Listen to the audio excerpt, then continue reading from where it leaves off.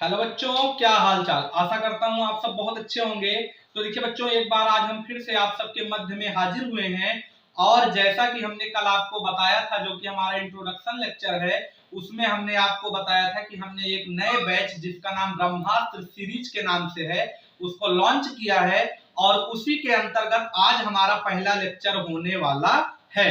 तो देखिए बच्चों, आज का जो हमारा लेक्चर है वो बहुत ज्यादा इंपॉर्टेंट है आप सबके लिए। और आज का ही नहीं, इस सीरीज के अंतर्गत जितने भी हम आपको कवर करवाएंगे यहाँ पे लेक्चर, वो सारे आपके आने वाले वर्ष 2023 के लिए बहुत ज्यादा इंपॉर्टेंट साबित होगा। तो इसी क्रम को आगे बढ़ाते हुए आज हमारा जो कि आगामी या पहला लेक्चर होने वाला है आपके RSP स्टडी पॉइंट चैनल से, जहां से आप लोग हमारे वीडियो को देख रहे हैं। यदि अंत तक आप लोग बने रहेंगे और आपको हमारा लेक्चर पसंद आता है तो हमारी वीडियो को लाइक करें, सपोर्ट करें, शेयर करें, सब्सक्राइब करें। और जो भी हो सके हमें कमेंट बॉक्स में बताएं। हम आपके बोर्ड की पेपर की भरपूर तैयारी कराएंगे। ऐसी बात नहीं है कि हम सिर्फ कक्षा 10 के ही बच्चों को पढ़ाना चाहते हैं, परंतु जो समय है वो हमको इससे ज्यादा की आज्ञा नहीं देता। साथ साथ में हम आपको मंगलवार को जो कि आपका बायोलॉजी का बीटा सीरीज चल रहा है, उसकी भी आप प्लेलिस्ट में जाके वीडियोस देख सकते हैं। और उसके साथ ही हमारे चैनल पे हमारे RSP सर जो हैं वो आपकी फिजिक्स की लेक्चर बराबर ले रहे हैं। और सदानंद पांडे सर आपका जो कि हिंदी के बहुत बड़े प्रवक्ता हैं, वो आपके लेक्चर को कंप्लीट करवा रहे हैं। कक्षा 11 के बच्चों का संस्कृत और काव्यखंड दोनों ही चल रहा है। तो इस क्रम को हम आगे बढ़ाते हुए, जिसका हमने आपसे वादा किया है कि हम आपका जो कि आपका ब्रह्मास्त्र सीरीज है कक्षा 10 के विद्यार्थियों के लिए, उनका अंतिम प्रहार जो कि हम आपका कवर करवाएंगे। और इसी को आगे लेते हुए हम शुरू करने चल रहे हैं आज आपका पहला लेक्चर, जिसमें है सूरदास, जो कि कक्षा 10 के विद्यार्थी हैं, उनके काव्य खंड में सूरदास जी का पद दिया हुआ है। टोटल 11 पैराग्राफ हैं। हमने आपसे पहले ही बताया है कि हम हर एक पैराग्राफ नहीं पढ़ाएंगे, मतलब पढ़ाएंगे सब कुछ, एक एक टॉपिक पूरा कराएंगे, लेकिन जो आपके बोर्ड पेपर में बहुत ज्यादा जरूरी है, आने का जो आपका चांस है वह 100% है, हर साल आता है। दिए गए हमारे जो कि हमको समय सीमा उसका बताया गया है कि हमको ज्यादा से ज्यादा 36 से 40 लेक्चर में आपका पूरा कक्षा 10 का सिलेबस कवर करवाना है। तो उसी को ध्यान में रखते हुए हमारा पहला लेक्चर आपके सामने जा रहा है, जो कि शुरुआत हो रहा है काव्य खंड से, जिसमें सूरदास जी का पद सबसे पहला हमारा होने वाला है।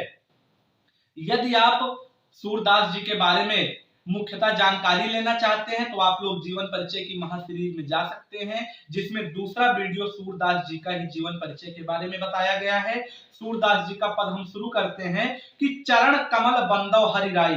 मोस्ट इंपॉर्टेंट जो कि आपका पूरे चैप्टर में अगर 100% वेटेज रखता है तो यही 4 लाइन का पहला पैराग्राफ है। ध्यान से सुनिएगा।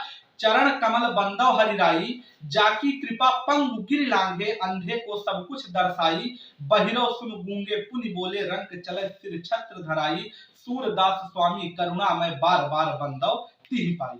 अर्थात सूरदास जी कहते हैं किससे? श्री हरि, भगवान हरि अर्थात विष्णु जी के, जो कि उनके अवतारी हैं। द्वापर युग में भगवान श्री कृष्ण हमारे जन्मे हैं, उन्हीं के ये बहुत बड़े अनन्य भक्त हुए हैं। ठीक है, तो आपको कुछ इस प्रकार से इसके, क्योंकि आपको संदर्भ लिखना है तो संदर्भ में तो यही लिखना है कि हमारे पाठ्य पुस्तक जो कि हमारा हिंदी का है, हम लोग हिंदी के छात्र हैं, तो दिए गए जो कि ये हमारा सूरदास जी इसके लेखक हैं और ये पाठ का नाम आपका पद्य है, तो पद्य खंड से अवतरित है, जिसके लेखक हमारे सूरदास जी हैं। और इसके प्रसंग में आप लोग क्या लिखेंगे, तो आपको मुख्यतः लिखना है कि इसमें सूरदास जी जो कि भगवान श्री हरि के अवतारी, भगवान श्री कृष्ण के बहुत बड़े अनन्य भक्त हुए हैं, उनकी महिमा का बखान कर रहे हैं। अब आइए व्याख्या देखते हैं बच्चों कि चरण कमल बंदव हरिराई, भगवान श्री हरि अर्थात विष्णु जी के अवतारी, द्वापर युग के भगवान श्री कृष्ण जिनके अनन्य भक्त हुए हैं, उनके बारे में ये बता रहे हैं कि हरि राई बंदव चरण कमल अर्थात चरण कमल बंदव हरि राई, की भगवान श्री कृष्ण जो हैं, भगवान श्री कृष्ण जी जो हैं, उनके कमल के समान चरणों की, यहाँ पे देखिए चरण कमल अर्थात रूपक अलंकार का प्रयोग किया गया है, तो उनके कमल के समान चरणों की जो कि सूरदास जी हैं वो बार बार वंदना करना चाहते हैं, या इसका एक अर्थ ये भी होगा, राई का अर्थ होता है राजा, ठीक, राई माने राजा, रंक मतलब भिखारी। तो राजा श्री कृष्ण, क्योंकि ये ब्रज की बखान कर रहे हैं, जो कि छोटे से थे जब हमारे बालपन में भगवान श्री कृष्ण, वहां के बारे में बता रहे हैं। तो नंद बाबा जो कि नंद गांव के पूरे महाराज थे, तो राजा श्री कृष्ण भगवान जी जो है, प्रभु श्री कृष्ण जो है, उनके कमल के समान चरणों की ये बार बार वंदना करना चाहते हैं, उनके चरण के कमल के समान चरणों की बार बार पूजा अर्चना करना चाहते हैं। कौन? सूरदास जी। उसके अगली लाइन में देखिए, जाकी कृपा पंग गिर लांघे।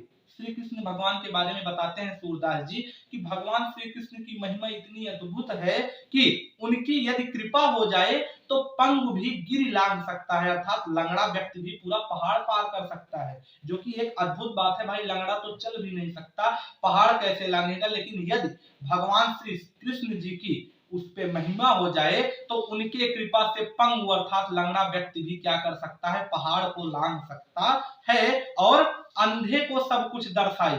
अंधे अर्थात जो व्यक्ति सूर है, जिसको कुछ नहीं दिखता है, सूरदास जी से ही आप इस पंक्ति को ले सकते हैं कि अंधे को सब कुछ दर्शाई, कि अंधा व्यक्ति भी बिल्कुल सटीक बता देगा कि भगवान श्री कृष्ण किस रंग रूप के हैं, या जब भगवान की उस व्यक्ति पे महिमा होगी तो उनके बारे में या उस बात के बारे में संपूर्ण विश्लेषण बता देगा। कुछ इस प्रकार से भगवान श्री कृष्ण के महिमा में चमत्कार का वर्णन महाकवि सूरदास जी के लेखनी द्वारा किया गया है।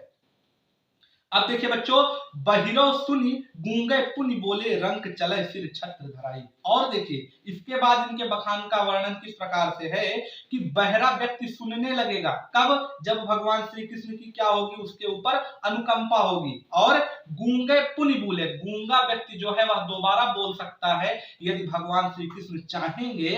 रंक चले सिर छत्र धराई, और जो रंक है अर्थात जो भिखारी है, वह सिर छत्र धराई अर्थात गरीब व्यक्ति भी राजा के समान ही क्या कर सकता है? समर्थवान हो सकता है, यदि प्रभु श्री कृष्ण की उस पे महिमा हो जाएगी।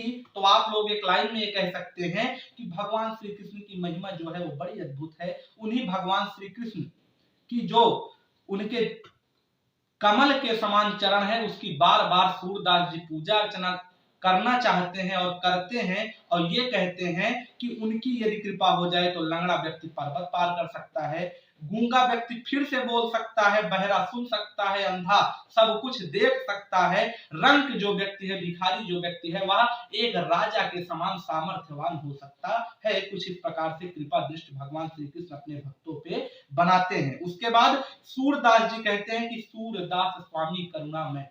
सूरदास के जो स्वामी हैं भगवान श्री कृष्ण, वो बड़े ही करुणामयी भगवान है, बहुत ज्यादा दयाशील हैं। यदि उनको दया आ जाए तो कृपा कितनी करते हैं, कृपा कितनी करते हैं करुणा जनों पे, कृपा कितनी करते हैं करुणा जनों पे। कुछ इस प्रकार से राजन जी महाराज अपने भजन में कहते हैं। तो कुछ वहीं से बखान कर रहे हैं सूरदास जी कि इनके प्रभु सूर जो श्री कृष्ण जी हैं वो कितने ज्यादा करुणामयी हैं। उन्हीं भगवान की बार बार बंदौती ही पाई, उन्हीं भगवान की बार बार ये पूजा अर्चना करना चाहते हैं।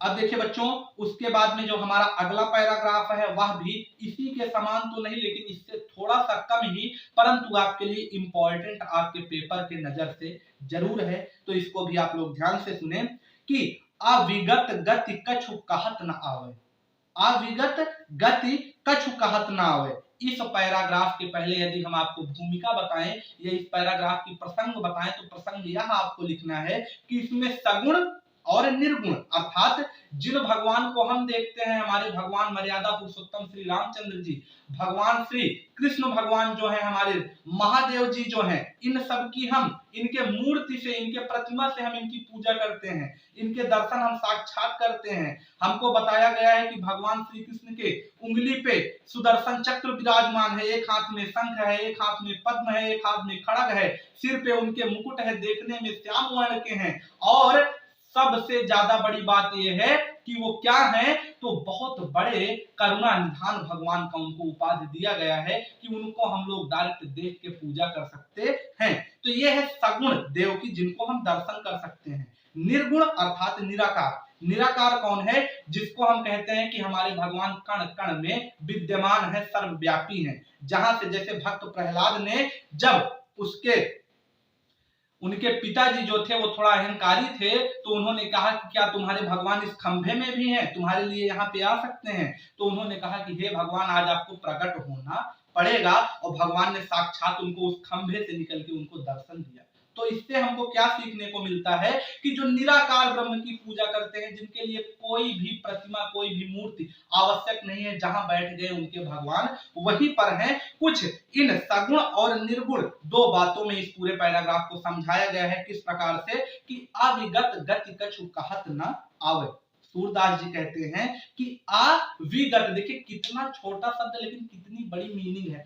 अविगत, विगत मतलब जानकारी, अर्थात जिसके बारे में ना हो, तो जिस भगवान के बारे में कोई जानकारी नहीं है। अविगत गति अर्थात वो कैसे दिखते हैं, कहाँ रहते हैं, क्या करते हैं, क्या नहीं करते हैं, कैसी उनकी वेशभूषा है। कछु कहत ना आवे, ऐसे भगवान के बारे में सूरदास जी कहते हैं कि मैं क्या बताऊं इस भगवान की, इस प्रकार के जो कि निराकार ब्रह्म है उनके बारे में मैं क्या आपको बताऊं। जो गूंगे मीठे फल को रस अंतर मन ही भावे, किस प्रकार से, कितना सुंदर वर्णन किया है कि जो गूंगे अर्थात ठीक उसी प्रकार से ये बात हो गई कि जिस भगवान को हम देख ही नहीं सकते उनके बारे में हम क्या बताएंगे। किस प्रकार से, जैसे किसी गूंगे व्यक्ति, जो कि गूंगा आदमी हो, उसको आप बड़ा बढ़िया मीठा स्वादिष्ट फल खिला दें और उसके बाद पूछे कि कैसा है, मीठा है, तो क्या कहेगा? वो बोल ही नहीं सकता, तो किस उस फल का बखान कैसे करेगा? तो जो गूंगे मीठे फल को रस अंतर मन ही भावे, सिर्फ उसका मन ही जान सकता है कि वह फल कितना मीठा है और कोई बता नहीं सकता। परम स्वाद सब ही सुनिरंतर अमित दोष उपजावे, अर्थात परम स्वाद सब ही सुनिरंतर, उन भगवान निराकार ब्रह्म की पूजा का जो फल है सिर्फ वही जान सकते हैं जो व्यक्ति अमित दोष उपजावे, अर्थात उनके ऊपर बहुत सारी कष्ट हो, लेकिन जो उनके भगवान हैं उनके अंदर असीमित शक्तियां हैं, उनके बारे में जो पूजा करते हैं उससे उनको अपरंपार सुख मिलता है, अमित दोष उपजावे। ठीक है, तो इस पंक्ति में क्या कहा गया है कि निराकार ब्रह्म के बारे में व्याख्यान करना असंभव है। क्यों? क्योंकि उसको वही जान सकते हैं जो उनकी पूजा अर्चना करते हैं। और परम स्वाद, उसके बाद देखिए उसकी अगली लाइन क्या है, मन वाणी को अगम अगोचर सो जाने जो पावे, उनकी मन और वाणी अर्थात वो है कैसे, उनका मन कैसा है, उनकी वाणी कैसी है, वो अगम, आगम का क्या अर्थ होता है? अगम का अर्थ होता है बच्चों शरीर। ठीक है, अगम का क्या अर्थ होता है? अगम का अर्थ होता है शरीर, जो कि शरीर से ज्ञात ना हो, और मन वाणी को अगम अगोचर सो जाने जो पावे, तो जिनकी कोई शरीर ही नहीं है वो अगोचर है।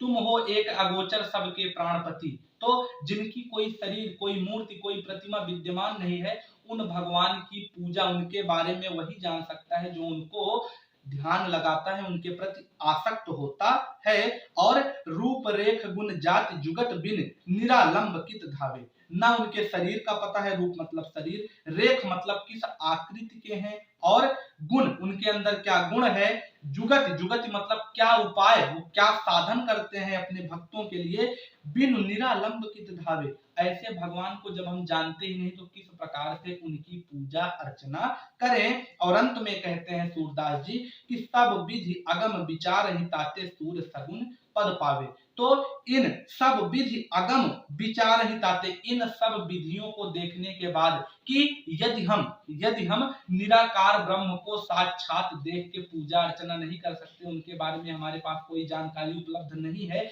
इन सब चीजों को सोच विचार के सूरदास जी कहते हैं सूर सगुन पद पावे, अर्थात सूर सगुन पद गावे, कि सूरदास जी जो भगवान उनको दिखते हैं, कृष्ण भगवान जो है वो उन्हीं की अंत में पूजा अर्चना करते हैं, किसी निरा ब्रह्म की पूजा अर्चना वो नहीं करते हैं, उनको सिर्फ वही भगवान रास आते हैं जो उनको साक्षात उनकी आंखों से दिखाई देते हैं। तो यदि आपको एक लाइन में इस पूरे पैराग्राफ का अर्थ बताएं तो कुछ इस प्रकार से है कि सूरदास के जो प्रभु हैं उन्होंने श्री कृष्ण को ही अपना जो ईश्वर है उनको क्यों चुना, क्योंकि वो उनको दिखते हैं और वो उनको उनके मन को रास आते हैं, इसीलिए वो किसी निराकार जो भगवान दिखते ही नहीं उनकी पूजा वो करना पसंद नहीं करते। अब देखिए बच्चों, अगला पैराग्राफ फिर से पहले पैराग्राफ की ही तरह बहुत ज्यादा इंपॉर्टेंट है। किस प्रकार से लिखते हैं सूरदास जी कि किलकत कान घुटुर वनियावत, किलकत कान घुटुर वनियावत,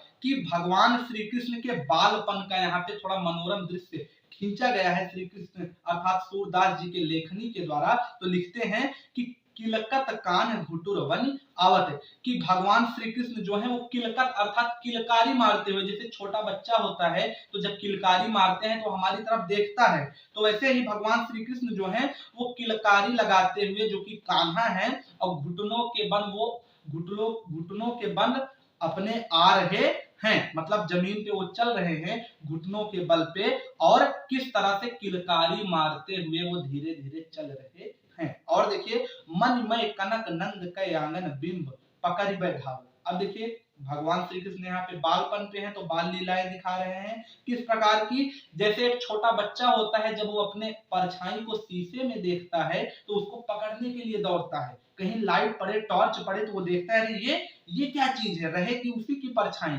लेकिन जो बालपन का स्वभाव होता है उसको पकड़ने के लिए नटखट श्री कृष्ण दौड़ रहे हैं, कहां पे, कनक नंद के आंगन, नंद बाबा जो कि उनके पिताजी हैं उनके आंगन अर्थात अपने घर में, कनक जो कि पूरा सोने से जड़ित है, पूरा सोने का आंगन बना हुआ है, और मन में उस सोने के आंगन में जगह जगह पे मणि लगाए गए हैं, उस आंगन में बिंब पकड़ बैठाओ। जब उन मणियों पे भगवान श्री कृष्ण की परछाई पड़ती है तो अपने बिंब अर्थात प्रतिबिंब को, परछाई को पकड़ने के लिए उसके सामने दौड़ते हैं घुटनों के बल, घुटुर वन, ठीक है, घुटनों के बल दौड़ते हैं। और कब बहु निरख हरि आप छाह को, कभी कभी वो अपने छाह को भी देखते हैं, जो कि वहां पे मणियों और कनक अर्थात सोने के आंगन में उनकी छाह, उनकी परछाई बन रही है, जब उसको देखते हैं तो क्या करते हैं, कर सो पकड़न चाहत, अर्थात अपने हाथों के द्वारा, कर मतलब हाथ, अपने हाथों के द्वारा उसको पकड़ने के लिए उसके तरफ दौड़ते हैं, दौड़ लगाते हैं। किला की हसत राजत दुई दतिया पुनि पुनि तिह अवगाह, अर्थात किला की हसत राजत दुई दतिया, जब वो हंसते हैं, अब छोटा बच्चा जब हंसेगा तो आप लोग सिर्फ एक बार इमेजिन करिए, आपको पूरा स्टोरी जो है वो समझ में आ जाएगा। और उसमें भी भगवान श्री कृष्ण की तरह सौंदर्यवान बालक, इतना सुंदर कि कामदेव भी देख के बेहोश हो जाएं, जो सुंदरता के देवता हैं वो भी जब एक बार भगवान श्री कृष्ण को देखते हैं तो खुद बेहोश हो जाते हैं कि इतना सुंदर। तो जब वो इतने सुंदर अपने युवा अवस्था में थे तो बालपन में कितना सुंदर रहे होंगे, एक बार बस आप लोग सोचिए, इस लाइन को जोड़िएगा सूरदास जी के बिल्कुल अपने हृदय में अपने सोचिए, इसको देखिए क्या लिखा है, किला की हसत राजत दुई दतिया पुनि पुनि तिह अवगाहत, कि जब भगवान श्री कृष्ण किलकारी मारते हुए हंसते हैं, और जब हंसेंगे तो क्या होगा, दांत दिखने लगेगा, दुई दतिया, अभी बहुत छोटे हैं तो सामने के बस दो ही वही छोटे छोटे दांत उनके जो कि आए हैं, और बाकी अभी दांत नहीं है भगवान श्री कृष्ण के, तो राजत अर्थात बड़े सुंदर लगते हैं। भगवान श्री कृष्ण जब किलकारी मार के हंसते हैं तो क्या होता है, राजत द्विदतिया, सामने के जो दो छोटे छोटे दांत हैं वो बड़े सुंदर लगते हैं, और क्या होता है, पुनि पुनि तिह अवगाहत, और बार बार वो अपने इसी सुंदर से मुस्कान से सभी को घायल करते हैं, या सभी की ओर देखते हैं, सब बिल्कुल मस्त हो जाते हैं।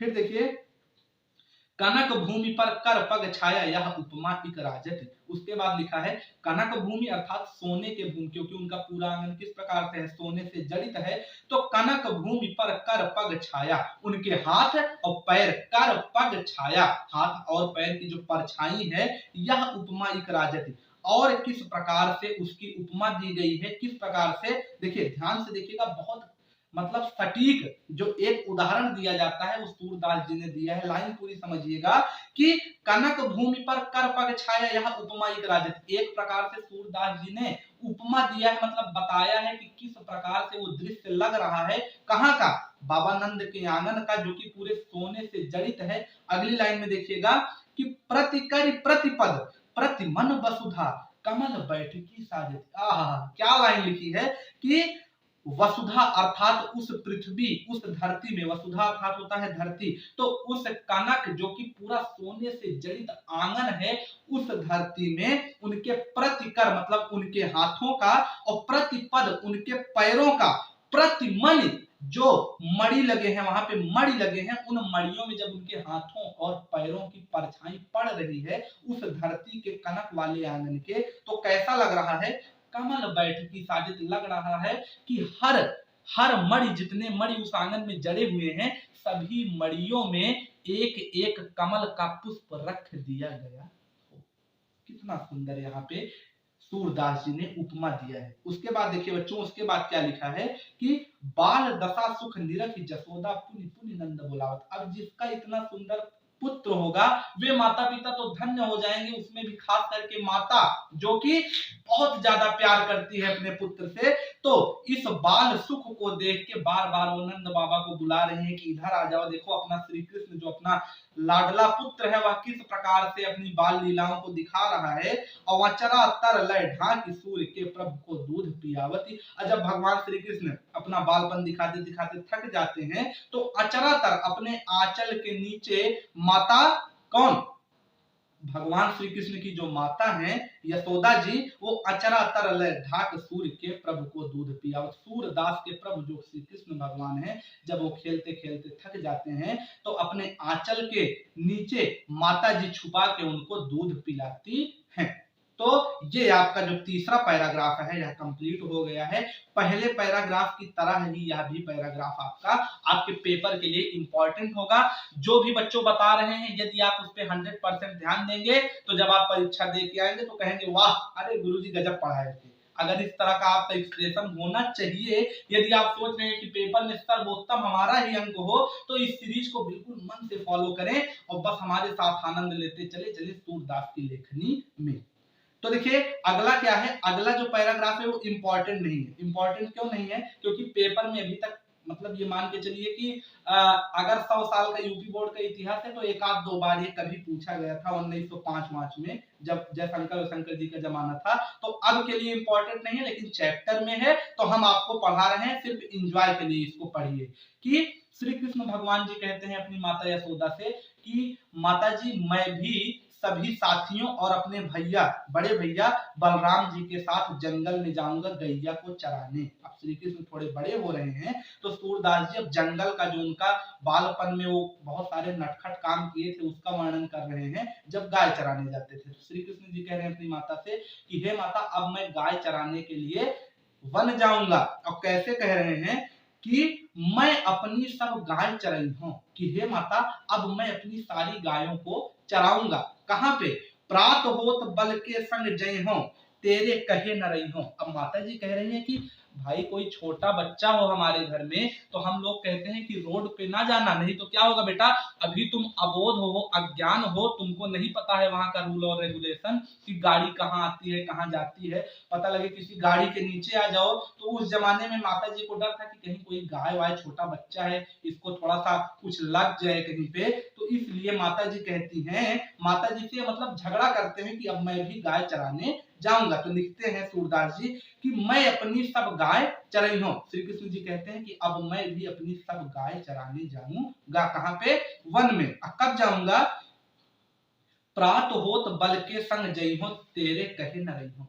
जैसे सुबह होगी वैसे ही मैं भैया बलराम, बल से यहाँ पे बलराम उनके बड़े भाई जी का नाम है, तो प्रात होत बल के संग जई हो, तेरे कहे न रही हो, कि हे माता जी अब मैं आपकी बात नहीं मानूंगा, अब मैं जाऊंगा गाय चराने, आप चाहे जितना रोके लेकिन मुझे जाना है तो जाना है, बस बात खत्म। और ग्वाल बाल गायन के भीतर नैकव डर नहीं लागत, कि मुझे तो बिल्कुल भी डर नहीं लगता है ग्वाल बाल और गैया के बीच में, कि आप बिल्कुल निश्चिंत रहिए, नैकव एक मतलब बिल्कुल डर मुझे नहीं लगता है। कहां पे? ग्वाल बाल और गायों के बीच में। उसके बाद देखिए, आज न सोओ नंद दुहाई रैनी रहूंगी जागर।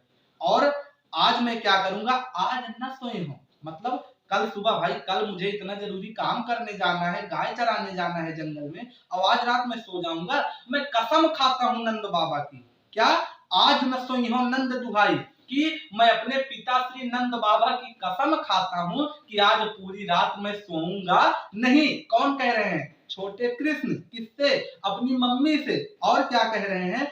रैनी रहूंगी जागत। रैनी मतलब पूरी रात, रह नहीं रहूंगी जागत, मैं पूरी रात जगूंगा, क्योंकि पता लगे मैं सुबह ना उठ पाऊं, आप मुझे जगाएं ही नहीं, सब गाय लेके निकल जाएं, अब मैं तो पीछे छूट जाऊंगा। उसके बाद क्या है, और ग्वाल सब गाय चराई है, मैं घर बैठे रही हूँ कि और जितने मेरे ग्वाले फ्रेंड हैं, मेरे दोस्त हैं, वो सब तो जंगल में बढ़िया मस्ती करके गाय चराएंगे और मैं यहाँ घर पे बैठा रहूंगा। नहीं, ऐसा नहीं होगा, लेकिन चाहे जो हो जाए, आज मैं पूरी रात सोऊंगा नहीं, मुझे कल सुबह गाय चराने जाना है।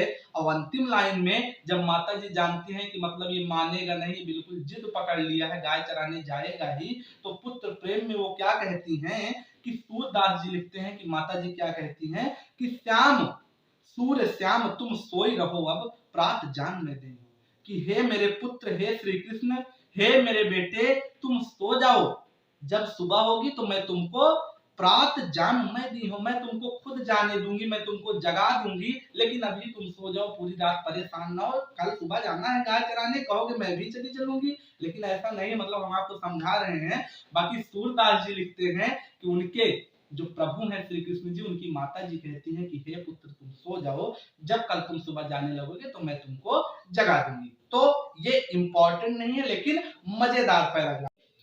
तो देखिए बच्चों, क्या लिखा है यहाँ पे सूरदास जी ने, किस प्रकार से जब भगवान श्री कृष्ण गायों को वन से चरा के ले आते हैं तो शाम को उनको किस प्रकार की समस्या झेलनी पड़ती है, और अपनी माता जी से जो जिद किए थे कि मुझको जाने दो, मुझे जाना ही है, उसका क्या परिणाम निकला। देखो, मैया हो न चरई हो गैया, अब कह रहे हैं डायरेक्ट कि मुझे गाय नहीं चरानी, बात खत्म। क्यों? सिगरे ग्वाल घिरावत मुंह से मेरे पाए पिरैया, मतलब श्री कृष्ण जी कह रहे हैं अपनी माता से कि सिगरे ग्वाल घिरावत मुंह से, अर्थात सिगरे मतलब सभी जितने भी ग्वाल थे। अब जैसे मान लीजिए क्रिकेट का मैच हो रहा हो, तो जो सबसे छोटा बच्चा वहां रहेगा वो क्या करेगा, दौड़ दौड़ के बॉल लाएगा ना, हम सब छक्का मारेंगे, वो बढ़िया बॉल लाएगा कि बेटा जाओ थोड़ा बॉल ले आओ, वहां गई है। तो वही भगवान श्री कृष्ण का यहाँ हाल हो गया, छोटे से थे, गए थे गाय चराने, जितनी गाय थी, जब कहीं बाहर जाए तो सब कहें, ग्वाले जितने थे कि हे भैया उधर जाओ, उसको पकड़ के ले आओ, वहां जा रही है। तो भगवान श्री कृष्ण का वही हाल हुआ, और पहले पहले दिन गए थे गाय चराने, इनकी ट्रेनिंग कंप्लीट हो गई। तो कह रहे हैं कि मैया हो न चरई हो गाय, अर्थात मैया अब मैं गाय नहीं चराऊंगा, बात खत्म। क्यों?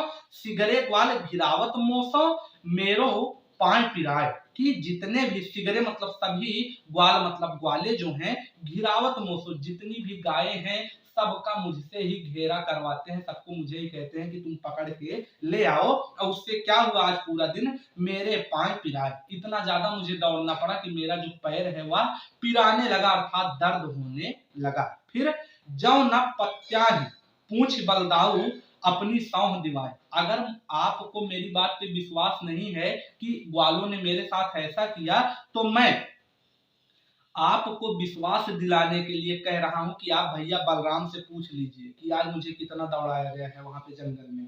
आप अपनी सौंह दिवाए, आप अपनी जो कसम है उसको भैया को दिलवा दीजिए, कि मतलब आप कहिए कि मुझे, तुम्हें मेरी कसम, मतलब बलराम भैया को आप कहिए कि मैं तुमको अपनी कसम दे के कहती हूँ आज क्या क्या वहां पे हुआ है, तो वो बताएंगे कि हाँ कृष्ण सही कह रहा है, आज पूरा दिन फुल इसका ट्रेनिंग चला है वहां पे। ठीक है, उसके बाद क्या है, यह सुनी माई जसोदा ग्वालिन गाली देती रिसाए, जब इतना सुना कि मेरा छोटा सा लल्ला है, एक तो माता यशोदा इतना प्यार करती है भगवान श्री कृष्ण को, तो तुरंत क्या की, वो ग्वालों को तुरंत गाली देना शुरू कर दी वहां पे। और उसके बाद क्या है, मैं पठवती अपने लड़का को आवे मन बहराए, सूर्य श्याम मेरावती बालक मारत ताहिर गाय, माता यशोदा कहती हैं कि मैं अपने पुत्र भगवान श्री कृष्ण को वहां पे भेजती हूँ। क्यों? क्योंकि उसका जो मन है वो थोड़ा बहल जाए, लेकिन ये ग्वाले इतने ज्यादा दुष्ट हो जा रहे हैं कि मेरे पुत्र को वहां पे पूरा दिन परेशान ही करते हैं।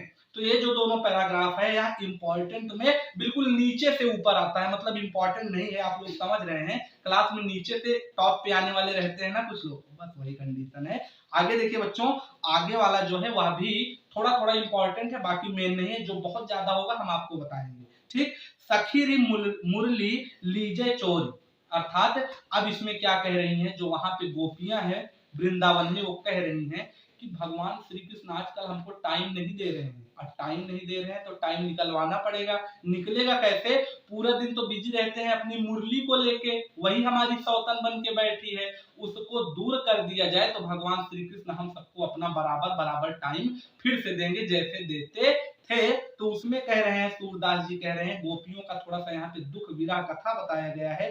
श्री कृष्ण के वियोग में गोपियां आपस में प्लान बनाती हैं कि भगवान श्री कृष्ण की जो मुरली है उसको चुरा लिया जाए। किस प्रकार से, क्यों चुरा लिया जाए? कि जिन गोपाल कीन्हे अपने बस प्रीत सबन की तोड़, जिसने सबकी प्रीति अर्थात सबके प्रेम को तोड़ दिया है, अब गोपाल अर्थात भगवान श्री कृष्ण को सिर्फ और सिर्फ अपने ही बस में कर लिया है। और छिन एक घर भीतर निस बासर धरत न कबहू छोड़, वो छोड़ती ही नहीं। मुरली जो है वह इतना ज्यादा मतलब हम सबको सता रही है कि भगवान श्री कृष्ण को घर में हो या बाहर हो, सुबह हो या शाम हो, हमेशा वो उन्हीं के पास रहती है। और कबहू कर कबहू अधरन कट कबहू खोसत जोए, और कहां कहां पे, कभी भगवान के हाथों में रहती है, कभी उनके होठों पे रहती है। अधरन मतलब होठ, कर मतलब हाथ, और कट कबहू खोसत जोर, और कभी कभी तो कमर में भी भगवान श्री कृष्ण उसको खोस लेते हैं अर्थात रख लेते हैं। और देखिए बच्चों, उसके बाद क्या है, ना जानो कहू मोल मोहिनी राखे अंग अंग भोर, कि पता नहीं किस प्रकार से गोपियां कह रही हैं कि भगवान श्री कृष्ण के ऊपर पता नहीं कौन सा, देखो लिखा है लाइन, ना जानो कछु मेली मोहिनी, अर्थात पता नहीं कौन सा मोहिनी मंत्र उस बांसुरी ने भगवान श्री कृष्ण के ऊपर कर रखा है कि वह भगवान श्री कृष्ण को बांधे और राग की डोरी। भगवान श्री कृष्ण के साथ में वही अपना प्रेम का जो गांठ है वो बांध ली है। हम सबको भगवान श्री कृष्ण के साथ समय बिताने का बिल्कुल भी अवसर नहीं मिलता। ठीक है बच्चों, तो ये जो हमारा पैराग्राफ है यह आपके लिए इंपॉर्टेंट है, इसको ध्यान से आप लोग एक बार फिर से अपनी कॉपी में लिख के रिवीजन कर लीजिएगा। उसके बाद देखिए, अब इसका जो थर्ड मोस्ट इंपॉर्टेंट है, पहला पैराग्राफ जो इसका है बहुत ज्यादा है, तीसरा जो है वह बहुत ज्यादा है, और उसके बाद में क्या है, ये जो ऊधव मोहि ब्रज बिसरत नहीं, ऊधव मोहि ब्रज बिसरत नहीं। अब देखिए यहाँ पे जो देखिए दो प्रकार से हमारे इसमें भगवान श्री कृष्ण की लीलाएं खत्म हो गई। पहला जो कि स्टार्टिंग में हमने आपको बताया कि सूरदास जी किस प्रकार से भगवान श्री कृष्ण की बखान करते हैं। दूसरा, जब प्रभु जा रहे थे गाय चराने, अब प्रभु जो हैं वो ब्रज से मथुरा चले गए हैं, तो क्या हुआ, अब मथुरा से अपने मित्र ऊधव से कहते हैं प्रभु श्री कृष्ण, क्या कहते हैं कि ऊधव मोहि ब्रज बिसरत नाही, कि हे मित्र ऊधव, मैं ब्रिज अर्थात अपने वृंदावन को भुला नहीं पा रहा हूं। क्यों? वृंदावन गोकुल वन उपवन सघन कुंज की छाही, कि वहां क्या आनंद मिलता था, क्या बात थी। वृंदावन तथा गोकुल के जो वन अर्थात जंगल थे, उपवन जो कि बगीचे थे, और सघन कुंज की छाही, और जो घनी घनी वहां पे झाड़ियां हुआ करती थी, उसके छाह में जाके हम लोग दिन दिन भर आराम से बैठते थे, गायों को चराते थे। मैं मुरली बजाता था, सब लोग सुनते थे, सब लोग साथ में खेलते थे, उन सब की बड़ी याद आ रही है। और प्रात समय माता जसुमती अरु नंद देख सुख पावत, और जब सुबह सो के उठता था तो माता और पिताजी के जो दर्शन होते थे उससे जिस प्रकार का सुख मुझे प्राप्त होता था वो यहाँ पे मुझे नहीं मिल पा रहा है। उसके बाद देखिए बच्चों, माखन रोटी दही सजायो वत हित साथ खवावत, और मेरी माता जैसे ही मैं सो के उठता था मेरे लिए तुरंत मक्खन और रोटी, क्योंकि हम लोग जानते ही हैं भाई माखन चोर के बारे में पढ़ा ही रहे हैं तो इसमें बताने वाली क्या बात है। तो भगवान श्री कृष्ण की जो माता जी थी वो जानती थी कि इनको मक्खन बहुत ज्यादा पसंद है, तो माखन और रोटी सुबह सुबह अपने साथ ही इनको खिलाती थी। वो यादें ये ऊधव से बता रहे हैं कि किस लिए इनको ब्रज बहुत ज्यादा याद आ रहा है। उसके बाद देखिए, गोपी ग्वाल बाल संग खेलत सब दिन हसत रिसात, रिसात मतलब बीत जाना, कि गोपियों ग्वाल बाल संग खेलत, इन सब के साथ खेलते खेलते सब दिन हसत रिसात, पूरा दिन हंसते हंसते बीत जाता था। और अंत में सूरदास जी कहते हैं कि धन्य धन्य ब्रजवासी, कि ब्रज के जो वासी हैं वो धन्य हो गए, बिल्कुल कृतज्ञ हो गए। क्यों? क्योंकि जिनसो हित जदुतात, जदुतात अर्थात श्री कृष्ण से यहाँ पे बताया गया है कि जिनसो हित, जिनके चिंता में स्वयं जदुतात अर्थात भगवान श्री कृष्ण को पीड़ा हो रही है, ऐसे ब्रजवासियों को मैं बारंबार प्रणाम करता हूँ, ऐसा सूरदास जी अपनी लेखनी में लिखते हैं। अब देखिए, उद्धव मन न भय 10-20। अच्छा, उद्धव थोड़े कलेकार हैं। कलेकार मतलब भगवान श्री कृष्ण से अब इतने ज्यादा वो सुंदर हैं, तो उसमें उनकी क्या गलती है? आप इतने सुंदर हैं, इसमें आपकी क्या गलती है? तो वैसे ही भगवान श्री कृष्ण इतने ज्यादा सुंदर हैं कि उसमें उनकी तो कोई गलती है नहीं, लेकिन उद्धव जो है वो बिल्कुल काले हैं, कौवे के समान, इतने ज्यादा काले हैं। तो उनकी सुंदरता को देख के इनको बड़ा ज्यादा गुस्सा आता है, और गुस्सा आता है तो ये क्या करते हैं कि वहां से तुरंत चले आए यहाँ पे न्यूज लेके, कहाँ पे? ब्रज में चले आए, मथुरा से सुन के पूरी बात श्री कृष्ण जी को याद आ रही थी, ये चले आए यहाँ पे ब्रज में। अब सबको क्या बता रहे हैं कि उद्धव मन न भय 10-20, गोपियों के सामने आ गए हैं और गोपियों से बातचीत कर रहे हैं। किस प्रकार की बातचीत कर रहे हैं? इंपॉर्टेंट पैराग्राफ है, ध्यान से देखिएगा। गोपियों से कह रहे हैं कि उद्धव मन न भय 10-20, गोपियों से कहते हैं कि तुम लोग निराकार अर्थात जो भगवान दिखते नहीं उनकी पूजा करनी शुरू कर दो, क्योंकि तुम्हारे श्री कृष्ण दिखते थे और वो चले गए वहां पे मथुरा, वहां के राजा बन गए, अब ब्रज में तो वो लौट के आने वाले हैं नहीं। तो तुम लोग एक काम ये करो कि जो भगवान दिखते नहीं मतलब निराकार ब्रह्म की तुम लोग पूजा शुरू कर दो, योग साधना में अपना ध्यान लगाना शुरू कर दो, और ये भगवान श्री कृष्ण के चक्कर में ना रहो। अब वो गए, मतलब हाँ, तो यही सिस्टम यहाँ पे है। तो कह रहे हैं कि गोपियों से कह रहे हैं कि तुम लोग निराकार ब्रह्म जो हमको दिखते नहीं उन भगवान सर्वव्यापी ईश्वर की पूजा अर्चना करना शुरू कर दो। तो गोपियां उनसे कहती हैं कि हे उद्धव, हमारे पास 10-20 मन नहीं है तुम्हारी तरह, कि जैसे तुम किसी की भी पूजा कर सकते हो उस प्रकार से हम लोग नहीं है। हम लोग के मन में तो सिर्फ एक ही थे, कौन? हमारे श्याम। और उसके साथ क्या हुआ? एक हुतो 100 गयो श्याम संग, एक ही तो मन था, अहुतो मतलब वो भी श्याम संग चला गया। जो हमारा मन था वो तो हमारे श्री कृष्ण के मन में ही बसता था, और वो भी जब से वो गए हैं तब से हमारा मन लेके चले गए हैं, हमारा मन अब कहीं लग नहीं रहा है। उसके बाद क्या कह रहे हैं कि एक हुतो सो गयो श्याम संग कौर और आधे ईश, और वही हमारे प्रभु हैं। अब उनको छोड़ के हम किस भगवान की पूजा करें? और आधे मतलब आराधना या पूजा, तो कौन और आधे ईश की, किस ईश्वर की हम अब आराधना करें?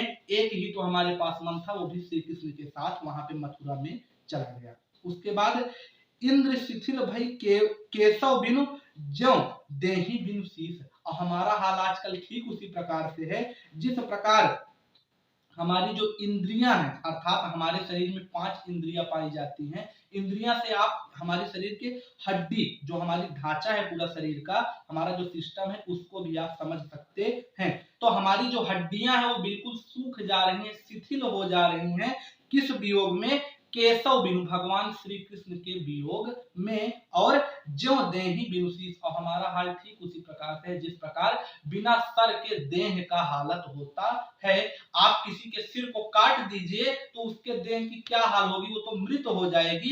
ठीक उसी प्रकार से गोपियों की भी हालत इस पैराग्राफ में सूरदास जी ने दर्शाया है, जब भगवान के वियोग में वो लगातार परेशान हो रही हैं। और आशा लागी रहत तन स्वासा जीवन कोट बरी, और वो कहती हैं उद्धव से कि तुम कह रहे हो कि निराकार ब्रह्म का पूजा हम सब लोग करना शुरू कर दें। किस प्रकार से शुरू कर दें? हम लोग को तो आज भी दिन रात लिखा है इसमें, देखिए, आशा लागी रहत तन स्वासा, हम लोग के शरीर को ही नहीं, हमारे श्वास अर्थात सांस जो हमारी आ जा रही है उसको भी आशा लगी है कि हमारे प्रभु एक बार तो हमको दर्शन देने जरूर आएंगे। और इसी आशा में हम लोग जीवन ही कोट बरिस, उनके प्रतीक्षा में हम लोग कई वर्ष तक अभी जिंदा रह सकते हैं। उनको, उनके प्रतीक्षा में हम लोग अभी कई वर्षों तक जिंदा रह सकते हैं। तो हमको कोई दिक्कत नहीं है, किसी भगवान की हमको पूजा करने की जरूरत नहीं है। हमारे एक श्याम है और वही रहेंगे। उसके बाद देखिए बच्चों, तुम तो सखा श्याम सुंदर के सकल जोग के ईश। अब देखिए, गोपियां यहाँ पे थोड़ा मजा लेती हैं उद्धव से, वो क्या कहती हैं कि तुम तो सखा श्याम सुंदर के, कि हम लोग ने सुना है कि तुम तो भगवान श्री कृष्ण के एकदम बिल्कुल खास मित्र हो, लंगोटिया यार हो। तो उससे क्या है कि सकल जोग के ईश, और तुम्हारे अंदर तो पूरे जो ब्रह्मांड की सुंदरता है वो आ गई है। अब किसी व्यक्ति को जो बिल्कुल बदसूरत हो उसको आप इतना चढ़ा देंगे कि तुमसे सुंदर तो कोई है ही नहीं, तो इसका क्या तात्पर्य होगा कि जब ये गोपियों से कह रहे हैं कि श्री कृष्ण नहीं आएंगे तो उस गुस्से उस उतावलेपन में गोपियां इनको कहते हैं कि हमने सुना है कि तुम भगवान श्री कृष्ण के बहुत पक्के मित्र हो, तो तुमने नहीं बताया हमारी क्या हालत है हमारे कृष्ण से, सकल जोग के ईश, अब तुम हमारे मिलन के उपाय कर सकते हो तो यदि कर पाओ तो कर दो। उसके बाद देखिए, सूर हमारे नंद नंदन बिनु और नहीं जगदीश। सूरदास जी कहते हैं कि गोपियां उद्धव से कहती हैं कि हमारे नंद नंदन अर्थात नंद बाबा के जो पुत्र हैं उनके अर्थात भगवान श्री कृष्ण, नंद नंदन कौन है, नंद के पुत्र भगवान श्री कृष्ण, तो गोपियां कहती हैं कि हमारे नंद नंदन बिनु और नहीं जगदीश, हमारे तो केवल एक ही प्रभु हैं, वो हमारे श्री कृष्ण हैं, उनको छोड़ के हम किसी निराकार ब्रह्म की पूजा अर्चना नहीं करना चाहते। ये उद्धव से डायरेक्ट गोपियां कह देती हैं। अब अंत के 3 पैराग्राफ आपके बच्चे हैं जो कि मतलब इंपॉर्टेंट तो हैं, लेकिन ये मान के चलिए कि जो आपके मेन इस पूरे चैप्टर के पैराग्राफ हैं वह आपका पहला है, दूसरा है, अब उसके बाद में तीसरा है, और तीसरे के बाद में उद्धव मोहि ब्रज बिसरत नहीं। ये कौन सा पैराग्राफ है आपका, तो ये आपका 7वां पैराग्राफ है। इस चैप्टर में टोटल 4 पैराग्राफ आपके इंपॉर्टेंट हैं, पहला, दूसरा, तीसरा और 7वां। अब उसके बाद जितने हैं वो आप अनइम्पॉर्टेंट मतलब उतने जरूरी नहीं है, क्योंकि और भी तो आपको चैप्टर पढ़ने हैं, पूरा क्वेश्चन इसी से थोड़ी देगा एग्जामिनर, और यदि देगा तो इन्हीं 4 पैराग्राफ से देगा। अब ये जो तीनों पैराग्राफ हैं हम आपको इसका हल्का हल्का डिस्क्रिप्शन बता देते हैं, क्योंकि समय की जो हमारे पास पाबंदी है उसको देखते हुए हम इसको कंप्लीट करवा रहे हैं। तो देखिए बच्चों, उद्धव जाहि तुम्हें हम जाने, गोपियां कहती हैं उद्धव से, उनको शिकायत है गोपियों को, और गोपियां क्या कहती हैं उद्धव से, कहती हैं कि मतलब अब हम तुमको जान गए, अब मतलब तुम हमारे साथ किस प्रकार से बातचीत कर रहे हो, जब तुम जानते हो कि श्री कृष्ण से हमारा इतना बड़ा प्रेम है, उसके बाद भी तुम हमको निराकार ब्रह्म की पूजा करने का सलाह दे रहे हो। जिस ब्रह्म को हम देखे ही नहीं है उस ब्रह्म की पूजा हम किस प्रकार से करना शुरू कर दें, अपने इतने सुंदर श्री कृष्ण को छोड़कर हम तो उन्हीं की पूजा करेंगे। ऐसी की बात करते हुए गोपियां कहती हैं कि उद्धव जाहु तुम्हें नहीं जाने, कि हे उद्धव अब तुम जाओ यहाँ से, हम तुमको जान गए। श्याम तुम्हें हिया कौ नहीं पठयो, तुम ही बीच भुलाने। गोपियां कह रही हैं कि हमारे श्याम ने तुमको यहाँ नहीं भेजा है, जो तुम हमको बता रहे हो कि मैं भगवान श्री कृष्ण के पास था, उनसे मिल के आ रहा हूँ, उनका संदेशा तुमको दे रहा हूँ, तो उन्होंने तुमको नहीं भेजा है, तुम शायद रास्ता भूल गए हो और तुम यहाँ पे चले आए हो कि श्याम तुम्हें हिया को नहीं पठयो, तुम ही बीच भुलाने, और उसके बाद में ब्रज नारिन सो जोग कहत हो, बात कहत न ल जाने, कि ब्रज की नारियों से तुम जोगी अर्थात योग साधना की बात करते हो, ये बात करते हुए तुमको थोड़ी भी लज्जा नहीं आई, थोड़ी भी शर्म नहीं आई। क्यों शर्म आने वाली क्यों बात है, क्योंकि बड़े लोग अर्थात तुम बड़े लोग अर्थात बड़े बुद्धिमान की श्रेणी में गिने जाते हो। अब कोई मोदी जी के साथ बैठेगा तो वो किस लेवल का रहेगा आप अंदाजा लगा सकते हैं।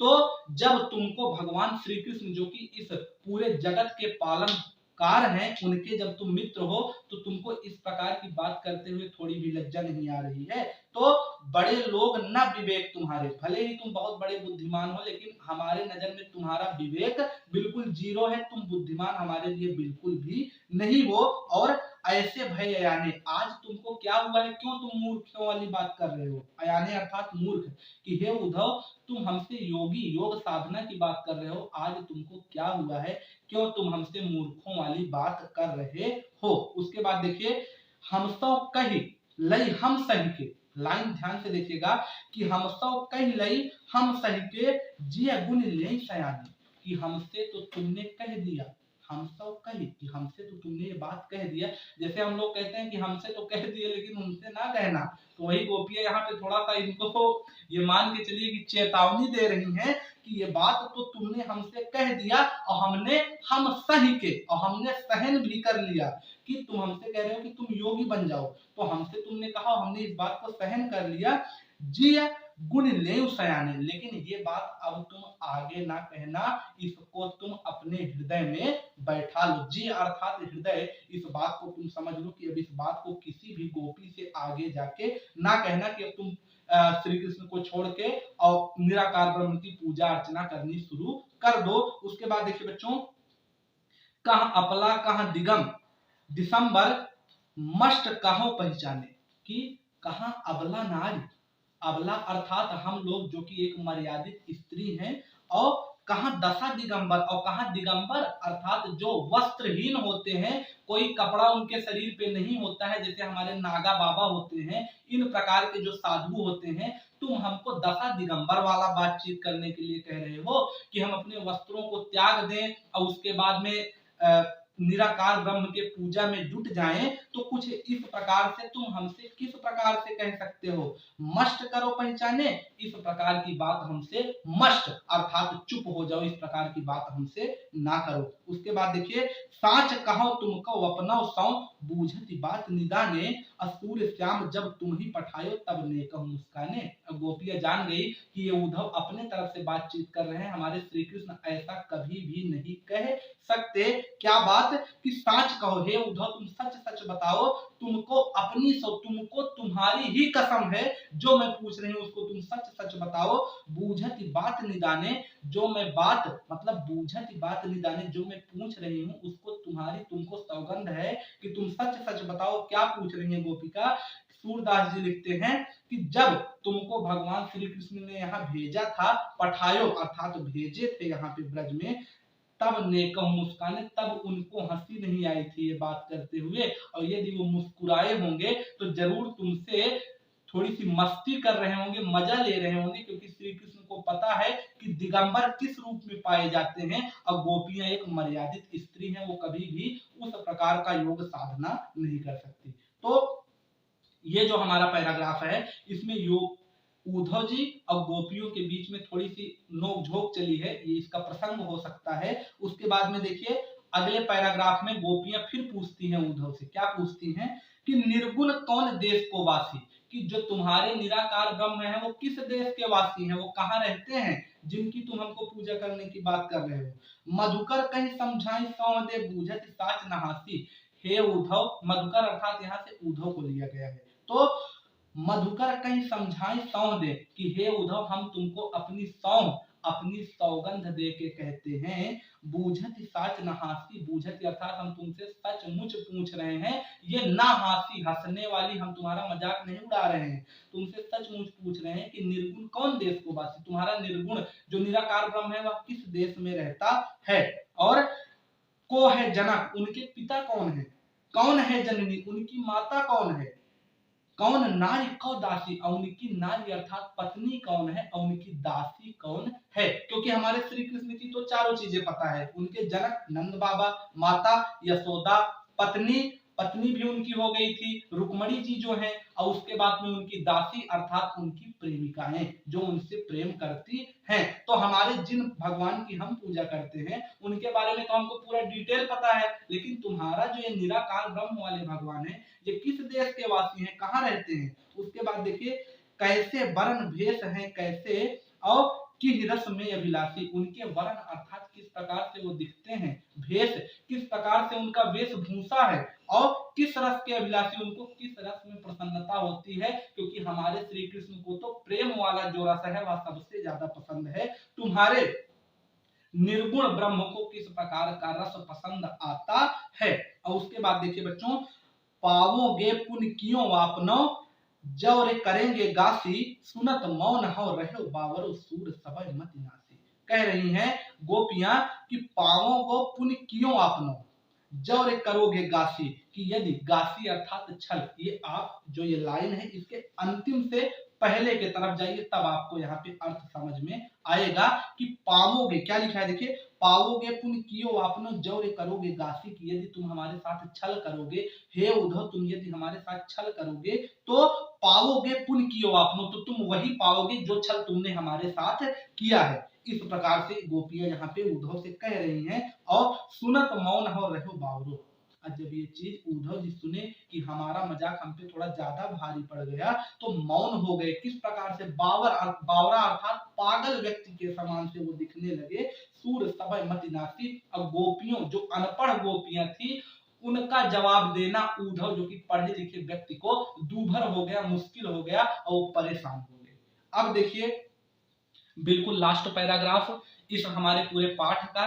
इसमें जो हमारी माता जी हैं, कौन? माता यशोदा, जिन्होंने भगवान श्री कृष्ण को बिल्कुल लाड़ प्यार से इतना बड़ा किया है, उनको पाला पोसा है। क्योंकि देवकी के भाई जो कंस थे, उनको पता चला कि देवकी का जो 8वां पुत्र होगा वही उनका काल होगा, तो सबको निपटा दे रहे थे।